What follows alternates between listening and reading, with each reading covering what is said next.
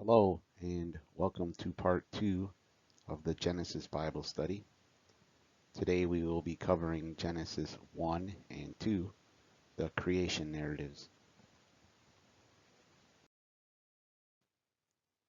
My name is John Davis, and I am the Evangelization and Discipleship Coordinator at St. Matthew Catholic Church in Winter Haven, Florida. If you'd like to contact me, you can email me at evangelization@stmcc.com. This Bible study is based off of A Catholic Introduction to the Bible, the Old Testament, by John Bergsma and Brant Petrie. It can be purchased in both Kindle and hardcover at Amazon.com. There are two different creation stories in Genesis 1 and 2. Genesis 1 emphasizes God's transcendency. God is above and beyond everything he has created. He's superior to it all. And you can also think of it as a panoramic view of creation.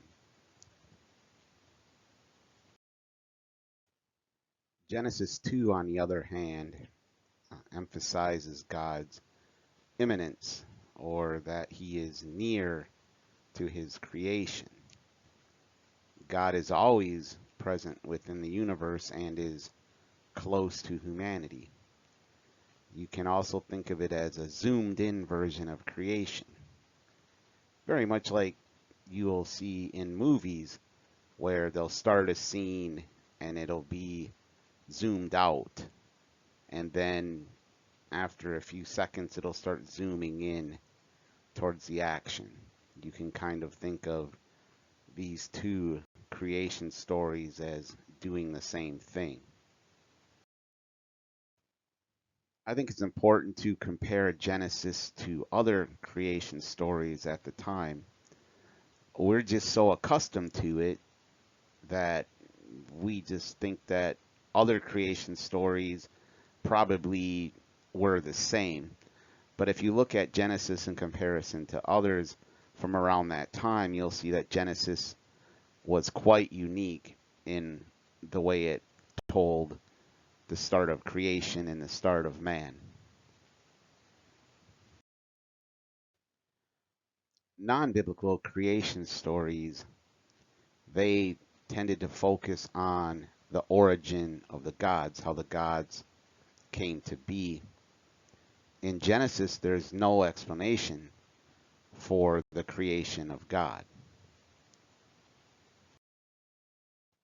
Other creation narratives also didn't give an origin to the mass or the materials of the world, almost treating it like it had just always been in existence. In Genesis, God creates everything from nothing.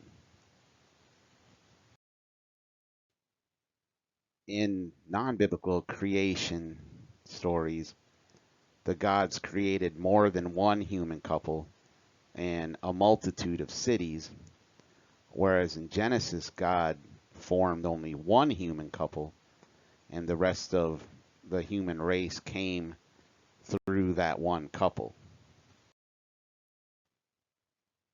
And no other creation story talks at all about a Sabbath day or a day of rest. Genesis is the only one that teaches of the Sabbath. Non-biblical creation stories are mostly violent. The actions within the stories revolve around violence, where in Genesis, God spoke the universe into existence. Enuma Elish was a Babylonian creation myth from around the same time that Genesis would have been written. And it really shows the violent nature of creation. So it says, a battle between gods led to the unintended creation of the world. Marduk, the god of Babylon, defeats Tiamat, the goddess of the sea depths, and creates the world from her lifeless body. Kingu, Tiamat's husband, is killed later, and humans are created from his blood to serve the gods as slaves and perform trivial duties. I think that's another important point to make. In most of these creation stories, humans are created to serve the gods as slaves. And I would say in Genesis, that's not the case at all. The God didn't create us to be slaves, but in a way, be partners to help with what he created. One of the most hotly debated topics amongst Christians especially is how old is the earth? The problem is the Bible doesn't say. It doesn't give us that answer. But some people will say the earth is between 6 to 10,000 years old, and this is based off a literal understanding of the book of Genesis. And basically, somebody counted back all the years and came up with a number around 6,000 years. That's how old the earth needs to be. In a 2017 Gallup poll, 38% of U.S. adults believe that God created humans in their present form within the last 10,000 years. So that's quite a huge percentage of the population believing this. The other answer on how old the Earth is based off science, and science currently believes that the Earth is about 4.5 billion years old, and that the universe is 13.8 billion years old. And Scripture does say that with the Lord 1 day is as 1,000 years, and 1,000 years as 1 day. So some people will use that as scriptural evidence to prove that the earth could be older than what the Bible might lead someone to believe by just counting back generations. So what has the Catholic Church said about the age of the universe? Well, the Church hasn't given any specific answer as to whether the earth is 1,000 years old or billions of years old. The only thing they have infallibly determined is that the universe is of a finite age. So there was a very specific moment in the past that the universe was created, which is exactly what it says in Genesis 1. And the church probably won't ever say anything beyond that. Why? Well, because in their eyes, that age of the universe is a scientific matter, not a religious matter. The most important part isn't how old or when God created the universe. The most important part is that he did create the universe. And that's really the point that Genesis 1 and 2 is trying to get across. Well, one of the many points, but that's definitely one of them. Another area where there's some differences of opinion is in the creation story, where God created in 6 days and rested on the seventh. Were these 24-hour periods, like of what we think of as days? The Catechism says any believer may accept creation within the period of an actual 6-day, 24-hour period, or they may accept the belief that the earth evolved over time under the guidance of God. So the church itself doesn't have an opinion for the reasons that I mentioned a minute ago. Let's take a look at what the church says about the creation narrative, and then let's also look at what a couple of the church fathers' view of creation was. In 1215, at the Fourth Lateran Council, the church proclaimed God created all that is from nothing. Now, this doesn't mean that before this time the church believed otherwise, but this was probably said at this time because science was starting to take off a little bit more, and the belief from a science viewpoint was that the universe was eternal and had always been here. In other words, saying that there was no God who created it because it had just always existed. So here the church was saying that no, God created all that is from nothing at some finite time in the past. And they needed to define it that way because that's what the Bible says.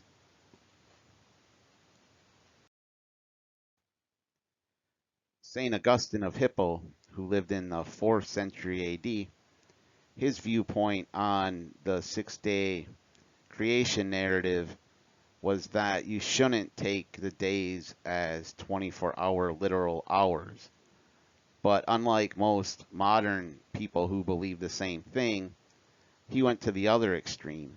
So instead of believing that one day was equal to thousands or millions of years, he believed creation was simultaneous and that the days were just there for a human understanding. Another interesting take from Augustine, and we'll be pointing this out as we go along through Genesis 1, is that he believed the first 3 days was talking about the angelic and spiritual realms creation.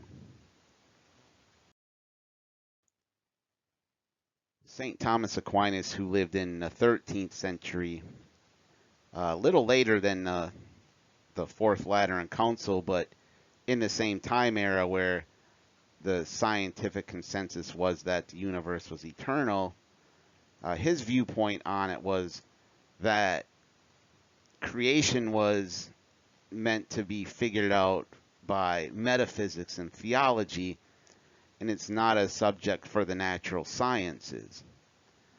He always believed that truths of science, though, cannot contradict the truths of faith. And in a lot of ways that makes sense in that everything is created by God, and that includes science as well.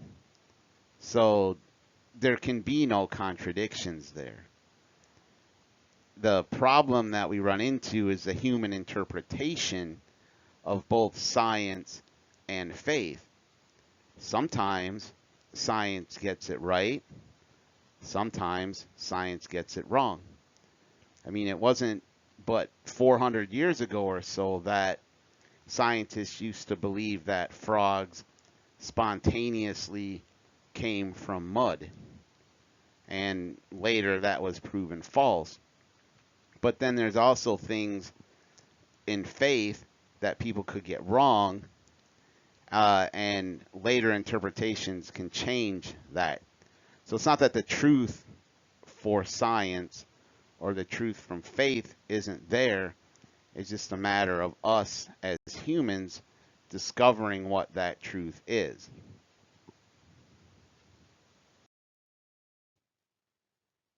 In our modern society, our language, in this case the English language, evolves.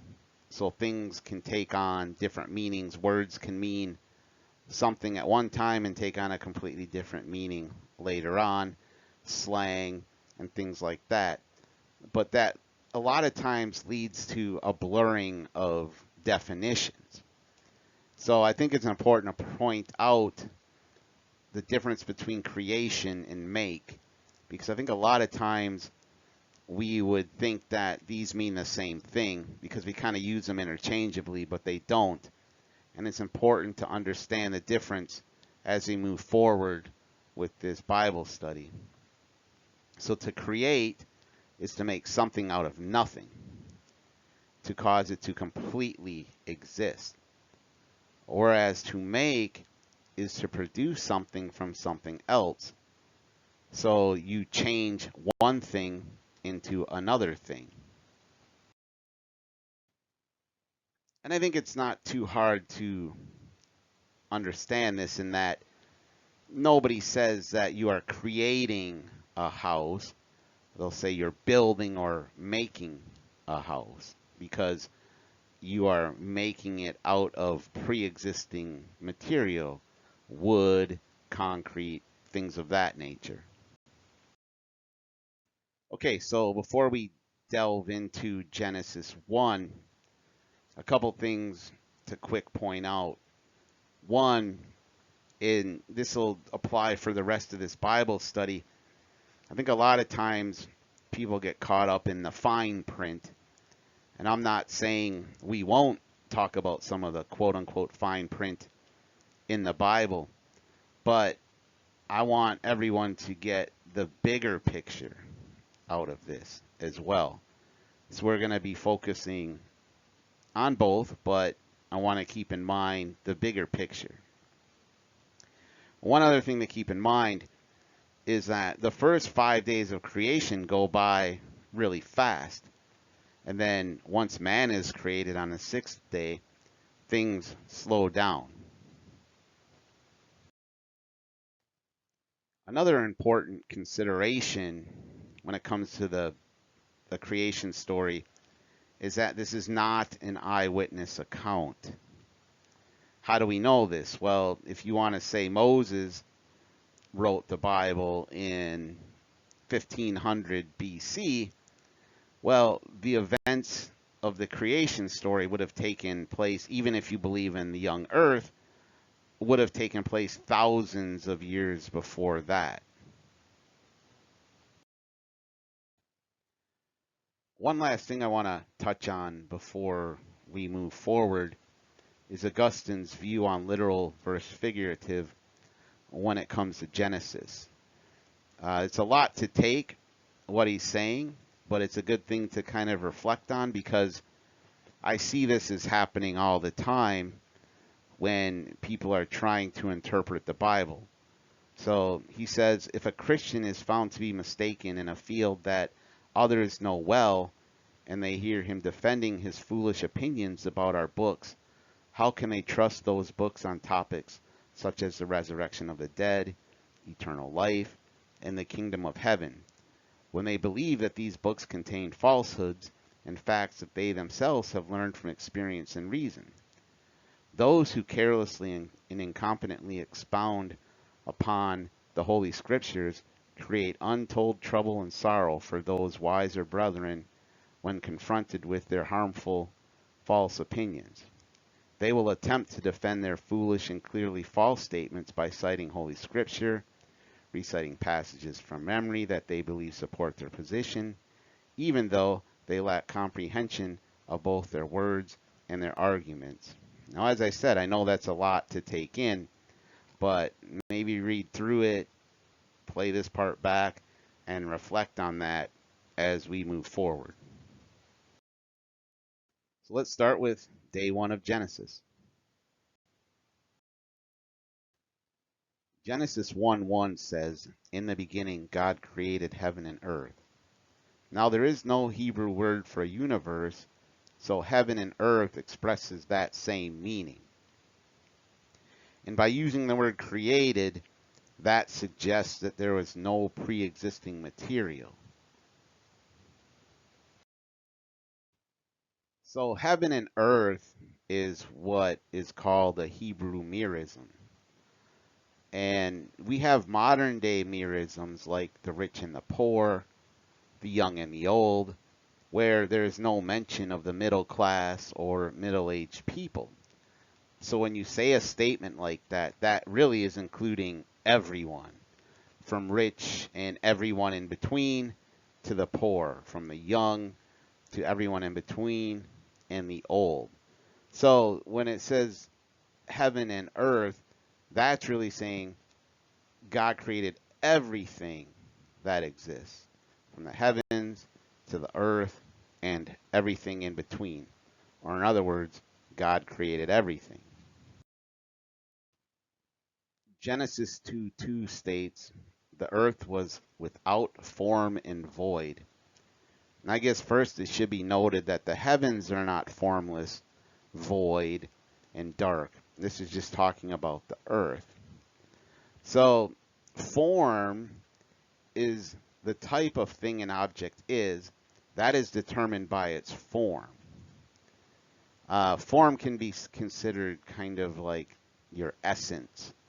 So we have the form of man, and it's beyond just the shape, but I think shape is a good way of looking at it for right now. So you got this man. You wouldn't confuse that with a horse or with a tree. And if you want to take it a step farther, it's if you look at like a dog and a cat, they don't act the same. They act in a dog way or a cat way, and that's partly their essence as well. So humans act a certain way as well. So form is more than just shape. It's their essence and how they act. And every species has its own way of acting, and that would be considered their form. Void just means completely empty. Now, God will address this lack of form in the first 3 days of creation, and in the last 3 days, He will fill that form in with content. In the first 3 days of creation, God's going to create the forms. And so on day one, He'll create the form of day and night or time. On the second day, He will create the forms of sky and sea or the spaces.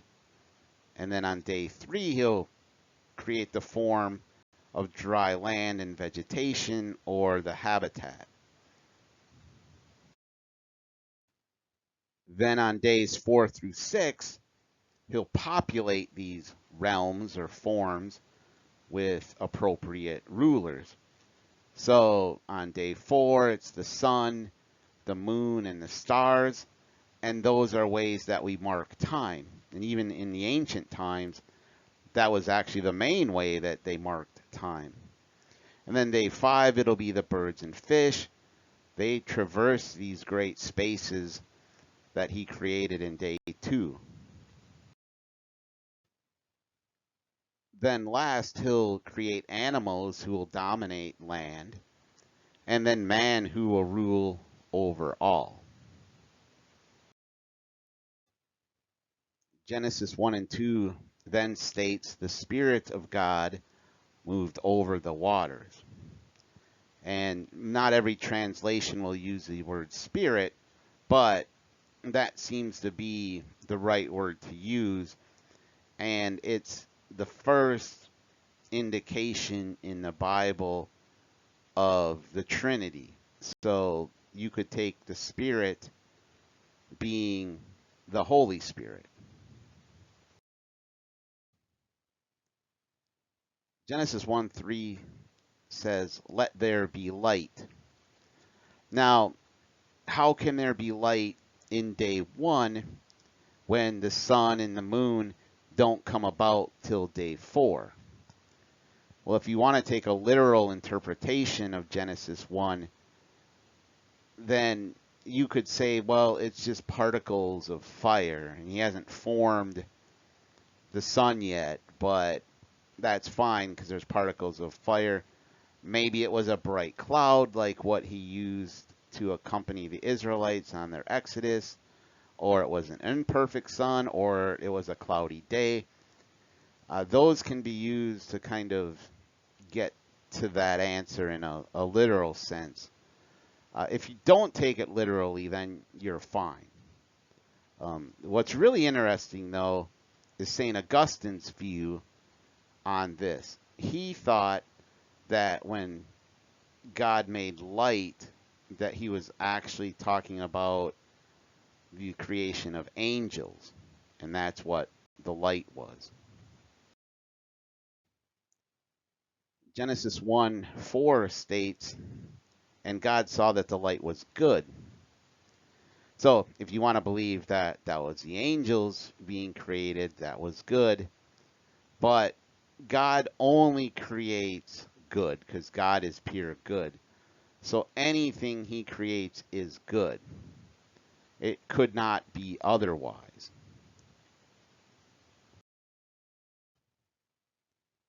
So why is darkness not mentioned as being good? Well, darkness, in the true sense of the meaning of the word evil, darkness is an evil, because an evil is a privation or a lack of good. So, in other words, evil is not created, evil is an absence. And darkness, if you think about it, isn't made. If you have a dark room, you turn on a light and now you have light. That light is created from the light bulb or from the sun or from the moon at night. But if that is absent, it's dark. So darkness is just there. Darkness is not created. Another viewpoint as to why darkness isn't mentioned as being good is that Augustine felt that the darkness was the bad angels and the devil. And that would have been indicating when they fell. And then in Genesis 1:4 it says, and God separated the light from the darkness. That would have been when God cast out the devil and the demons out of heaven. But even if you don't want to take it as that, this is the first separation in the creation narrative. And we'll see a few more separations in the upcoming days. Time to move on to day 2 of creation. In Genesis 1, 6, and 7, God separated the waters. Now, this is a vertical separation. And if you want to take it literally, you can just say, well, that's the water in the sky would be the clouds, and then the water on the earth would be the sea. And that's one way you could look at it. If you want to look at it a little bit more symbolically, the ancient Hebrews have always symbolized water as chaos. So by God separating the waters, he was creating a calmness on the earth in between the chaos of the water above and of the water below. Day 3. In Genesis 1, verses 9 and 10, God separates water from land. Here, God is making a horizontal separation. So now he's separating the calm land from the chaos, which would be the sea.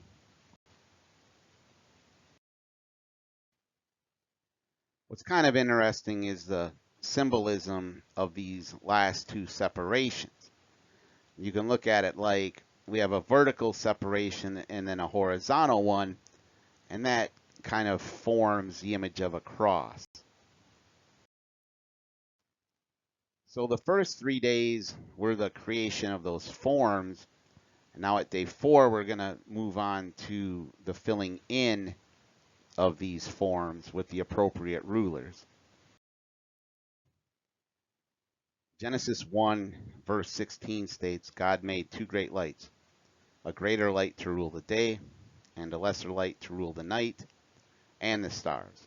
And I always kind of chuckle that the stars seem to just kind of be thrown in there last second, but they did give off some light, and nobody at that time would have known that there's many millions of stars that actually give off much greater light than the sun.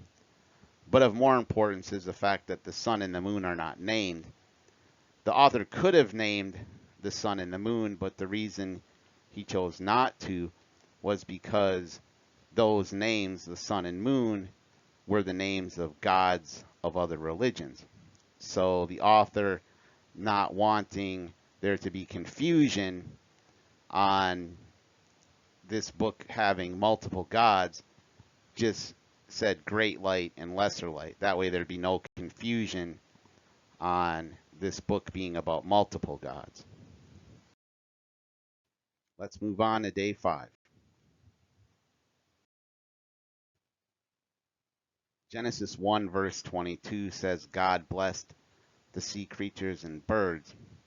So this is the first blessing we see in the Bible, and by being blessed, this enabled them to produce others, or increase, and then multiply, giving immense numbers and variety of species. And if you look at the sea, if you look at the sky, there's many millions of birds, many millions and billions of fish. So with day 6, as I already said, we're going to see a slowing down of the narrative. As man is created, by slowing down the narrative, it's alluding to the importance of man in this story. Genesis 1 verse 26 states, "Let us make man in our image, after our likeness." Now the terms us and our are plural. So in this verse, the author is using plural pronouns. So this implies that man is made out of the image of more than one person. Now, if we look back to, the author was very cautious to not use the term sun and moon because he was afraid of people thinking the Bible was about multiple gods. But here, he's using plural pronouns. So why is he doing that? Well, this is another example of the Trinity. And God is actually 3 persons, all in one being. Genesis 1 verse 27, God created man in his own image. In the image of God, he created him, male and female. He created them. So here, we went from one extreme of plural pronouns to singular pronouns. So is there a contradiction there? And the answer is no, because God the Father created the universe. But remember, there's 3 distinct persons in the Trinity, but they're in one being. So you can use plural, which would be the 3 persons, or you can use a singular because they're one being. So there is no contradiction here. That's just, once again, talking about the Trinity, but just in a different light. The author of Genesis is highlighting the fact that man is made in the image and likeness of God. In ancient Near Eastern times, image represented authority. So the emperors would place their image throughout the realm to represent this authority. You'd see it on coins. And you even see that today. Look at England. They would have Queen Elizabeth on their currency, and now they've switched to King Charles. So the sacred author is really suggesting that man bears God's authority and rules over the earth. Image and likeness can also mean sonship, and we'll see this in the near future. When we get to Genesis 5, we see that Adam became the father of a son in his own likeness, after his image.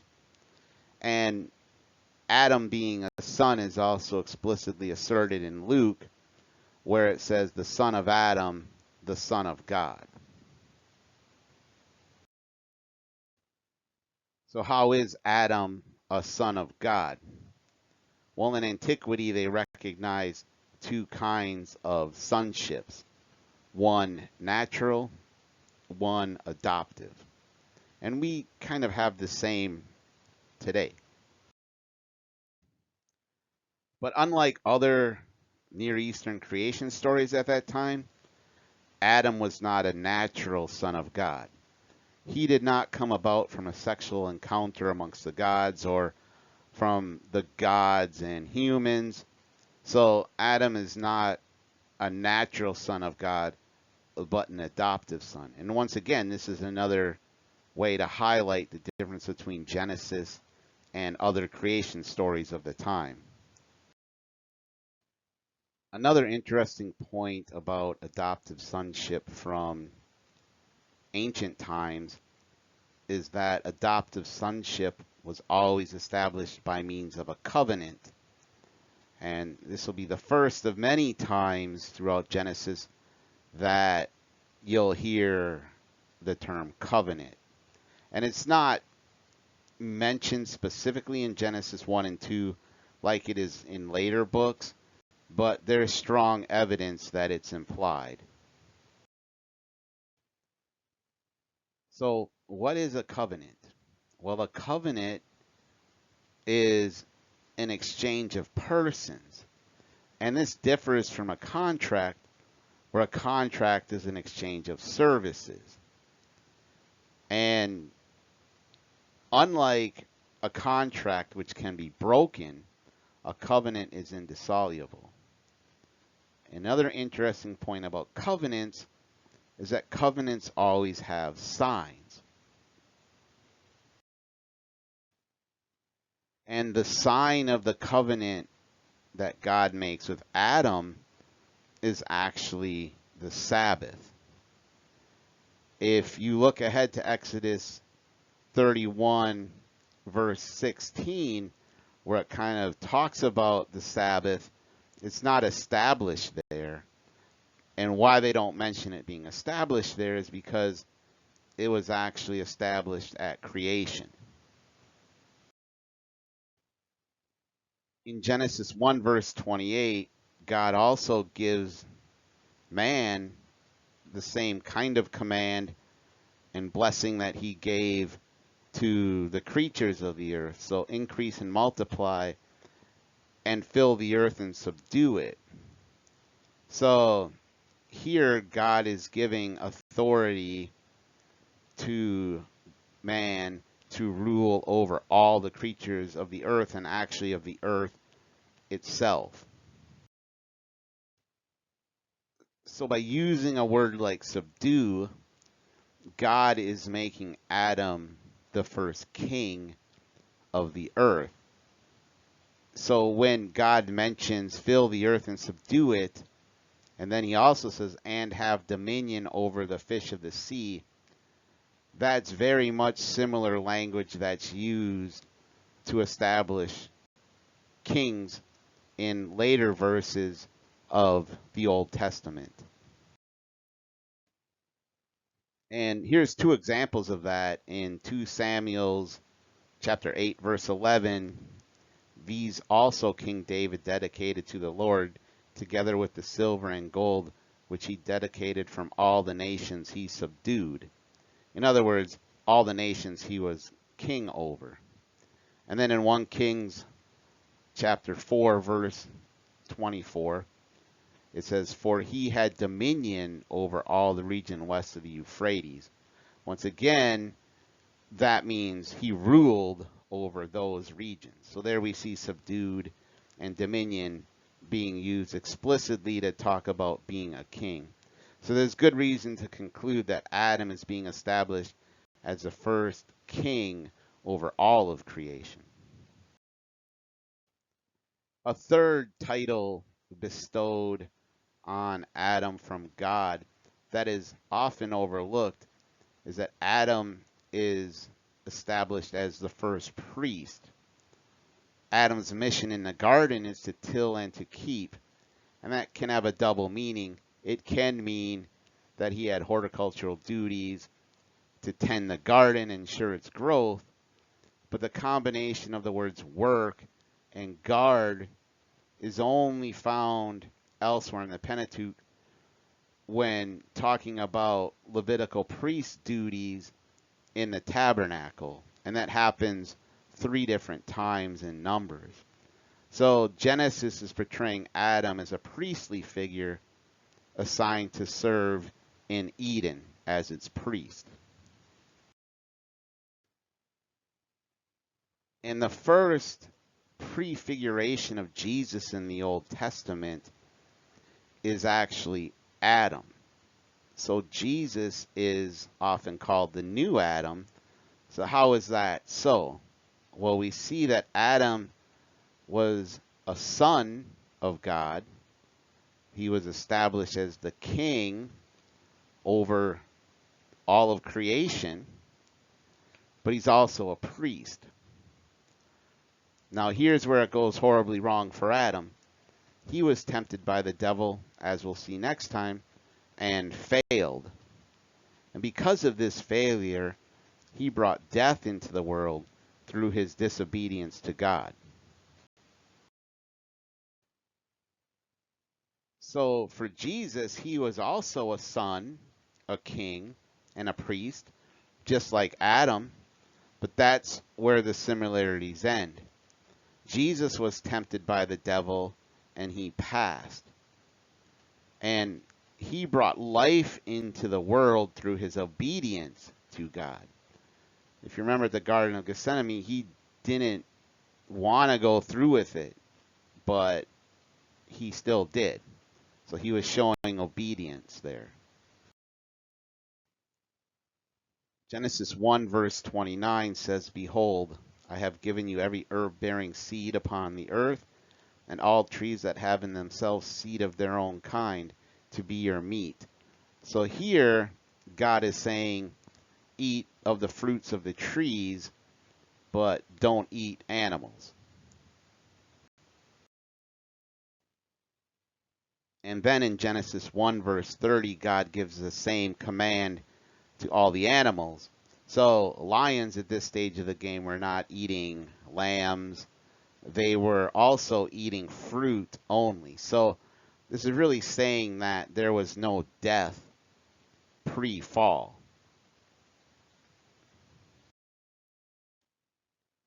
Genesis 1 verse 31 says, "And God saw all the things that he had made, and they were very good."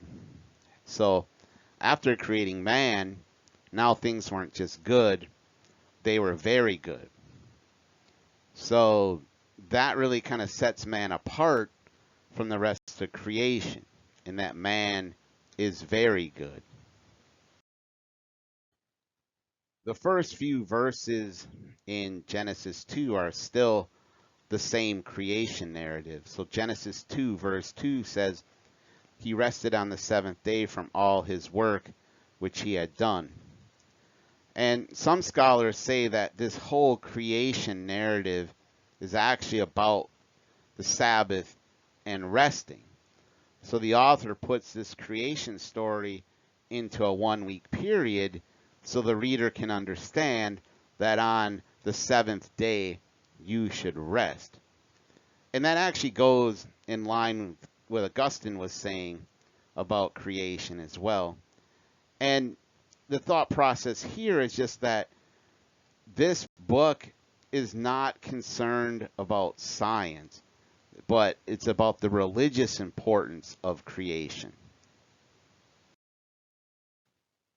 And to further expand on that, you can kind of think of the creation story in Genesis 1 as temple building, with the first 6 days being the foundation and the building, and day 7 being the pinnacle of the temple.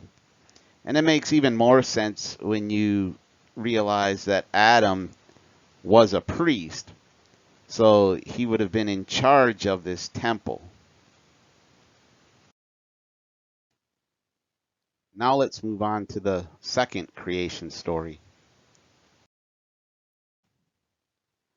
With the second creation story, the narrative shifts from a cosmic view of creation to events occurring on Earth, specifically the creation of the first man and then the preparation of the Garden of Eden as his home. And this really portrays God as being much more personable and interacting with his creation. And I know I keep calling them two creation stories, but they're not different stories. They're complementary stories, with chapter 2 offering a detailed explanation of the genesis of humans. And one other thing to keep in mind, with historical text back in the day, you even see this in Matthew and uh, other gospel readings. They didn't always put everything in chronological order. You think about it too. Movies do that. Sometimes they'll do something from the future or the present and then show how they got to that point. But a lot of times, the writers, old classic writers, would lump things together. So you see that in Matthew 8, when we talked about the centurion last time. But there's other healing narratives all within Matthew 8. And that doesn't necessarily mean that it was like bang, bang, bang, bang. Jesus healed all these people one right after another. It's just those could have happened at different days, different months, but they just put them all together. So if things look different in terms of the the timing of when man was created versus animals, that's not a problem, and it wouldn't have been a problem for any of these ancient readers of the text. So it shouldn't be a problem for us. Genesis 2, verse 7 says, "Then the Lord God formed man of dust from the ground." So what's interesting about this creation narrative is that the first thing God creates is man. So unlike Genesis 1, where man was the last thing created, in this narrative, man is the first thing created. And to harken back to the last slide, what I was talking about, this makes sense and it's fine thinking about it in that way. So what's also interesting about this verse is that it says man was formed of dust from the ground. And from a scientific standpoint, that's actually accurate.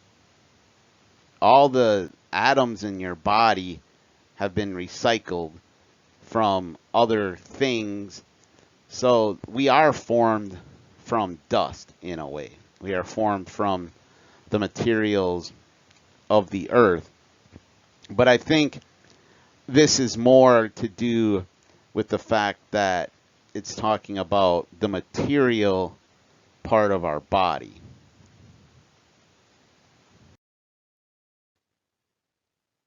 Genesis 2, verse 7 further states that God breathed into his nostrils the breath of life, and man became a living being. Now, I guess if you want to take this 100% literal, this would have been the first case of CPR in human history.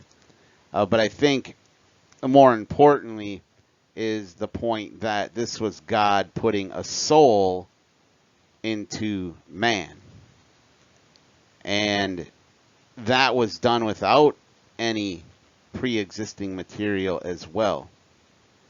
What's really interesting, though, is that God was putting a very specific soul into Adam that wouldn't have been put into any other living being. Because every living being does have a soul.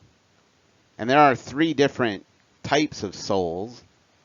One is a vegetative soul, then there's a sense soul, and then there's an intelligent or rational soul. And the soul is what animates the body.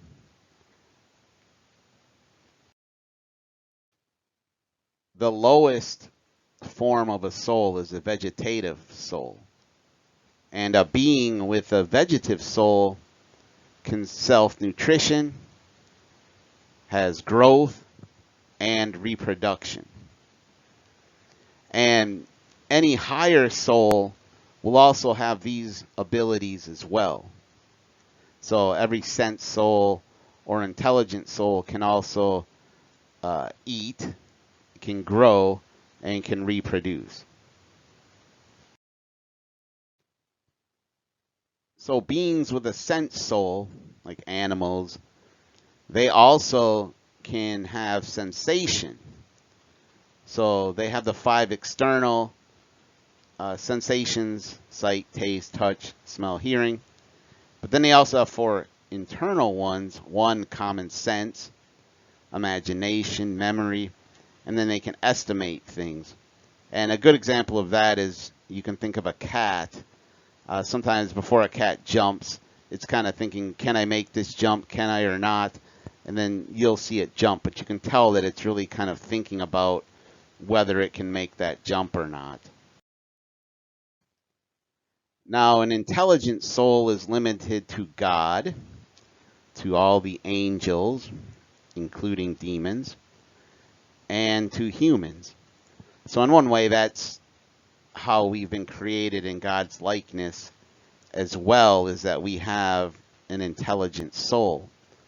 What separates an intelligent soul apart from all other souls is that we have intellect and will. And the intellect we have is vastly superior to any other creature. If you take the chimpanzee, I think it has over 95% or more of the same DNA that we have.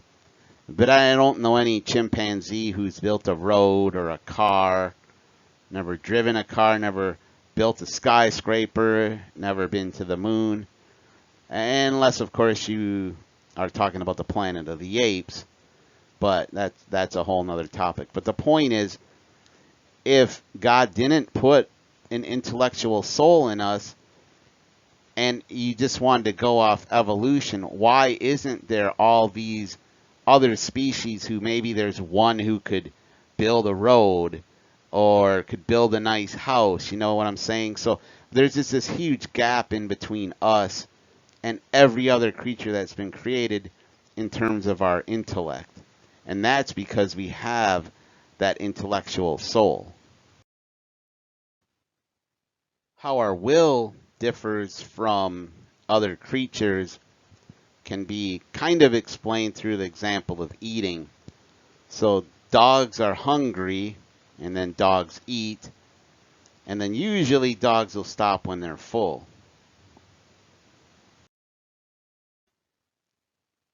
Whereas humans can be hungry, and maybe they'll eat, maybe they won't if they're on a diet, and because they have what we call willpower, right? Which is basically just will.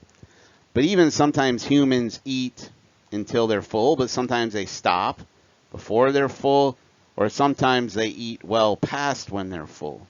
So that's where we have will and other animals do not. Genesis 2 does a better job of showing how Eden is a temple. So Genesis 2:8 says, and the Lord God planted a garden in Eden to the east. It's not only a garden, it's actually described as a mountaintop, which would have been thought of as the highest point of the known world. And we know this because all 4 rivers flow out from Eden, and then even in Ezekiel references Eden as the mountain of God. So this language is basically saying that Eden is the first temple of God. And as we've already established, Adam was its first priest. So if you have a temple, you need a priest. If you have a priest, you need a temple.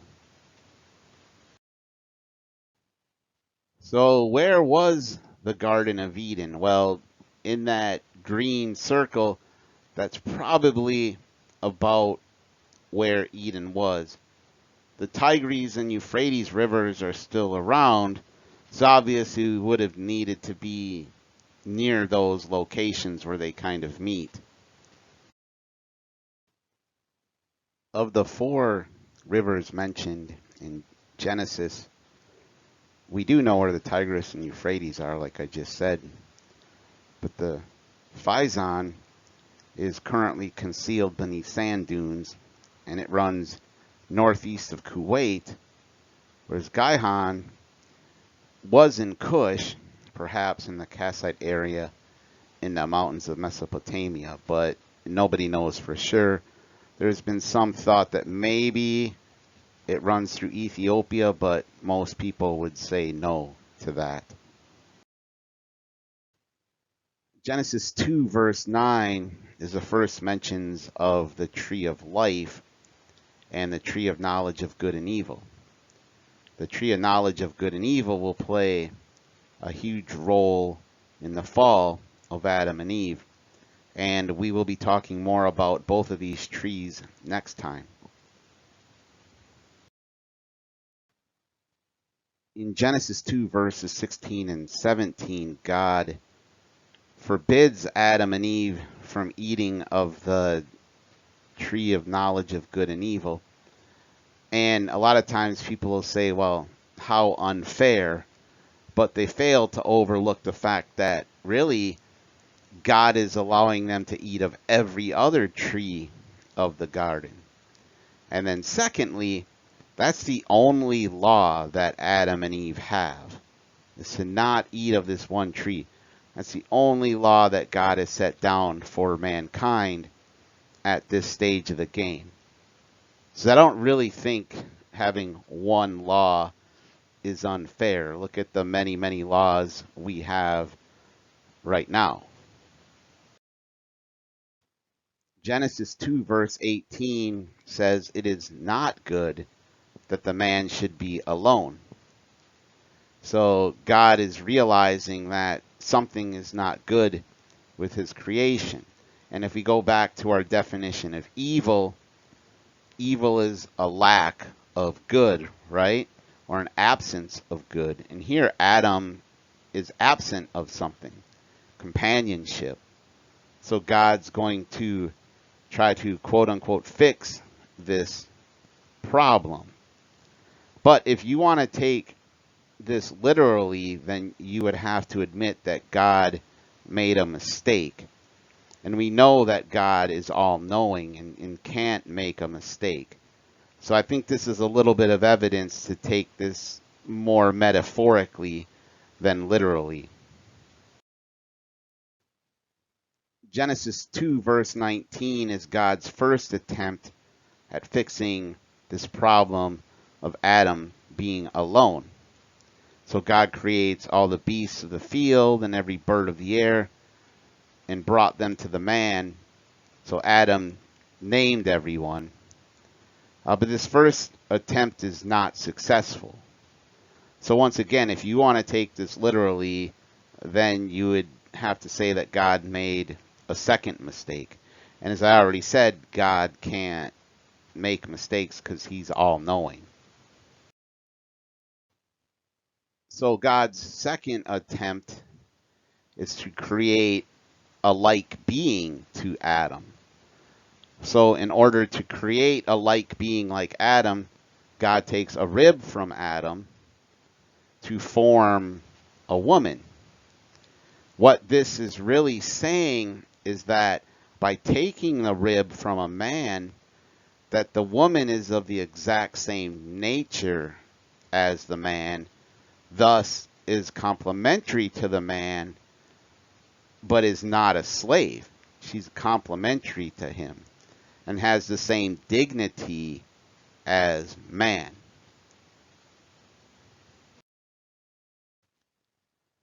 In Genesis 2 verse 23, we see more covenant making language, this time from Adam towards Eve, when he says, "Bone for my bone, flesh for my flesh."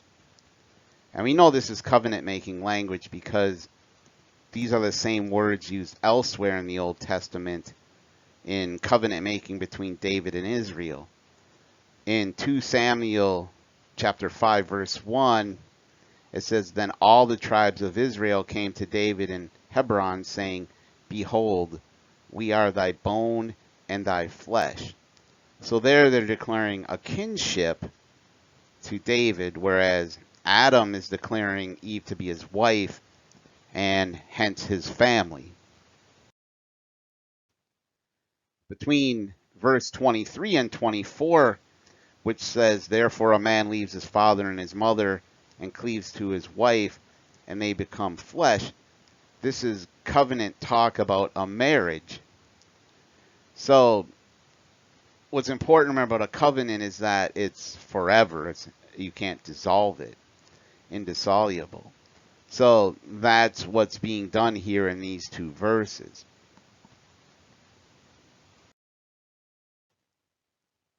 Genesis 2 verse 25 says, "And the man and his wife were both naked and were not ashamed." I always find this verse fascinating because I think we have something that occurs today, especially with children, where when children are a certain age, they really would probably prefer to run around naked. They have doesn't bother them in the slightest. And then once they get towards the age of reason, 7 years old or so, then they start getting ashamed of it, right? So I think this is a good explanation to show the innocence of man pre-fall. And we see that today in life with little children. So one question I think that bears answering as well, if Jesus is the new Adam, well, who was the new Eve? So let's take a look at who Eve was first. Eve was born full of grace with no sin. Eve was a virgin. Eve was called woman 11 times, and Eve only one time. The interesting part about that too is Eve wasn't even named until after the fall. So Eve, though, invites Adam to commit the first sin. And then she's with Adam at the tree when he commits this first sin. So Eve ended up listening to the words of the serpent Satan, and damnation entered the world. If we contrast this with the new Eve, who happens to be Mary, Mary was born full of grace with no sin. Mary was a virgin. Mary was called woman by Jesus, one time at the wedding feast of Cana, another time at the foot of the cross. And I do always find it interesting that sometimes people will say that Jesus was being dismissive of his mother at Cana when he called her woman, or was putting her down. Because a lot of times in today's society, if you say woman like that to someone, it's thought of as being bad. But really, it wasn't thought of that way 2,000 years ago. And if you think about it, Jesus would not have broke the fourth commandment, which is to honor his mother and his father. So he would not have been being derogatory to his mother. He couldn't do that. Anyway, so then Mary invites Jesus to perform his first sign at the wedding feast at Cana. And then she also is with Jesus at his tree, which is at his crucifixion. But unlike Eve, Mary listens to the words of the angel Gabriel, and salvation enters the world. So that is why Mary is considered the new Eve. I'd like to thank everyone for making it to the end of this second video in the 10-part series. Next video, we will be going through Genesis 3 through 5 and talking about the fall and then the repercussions of what happens after.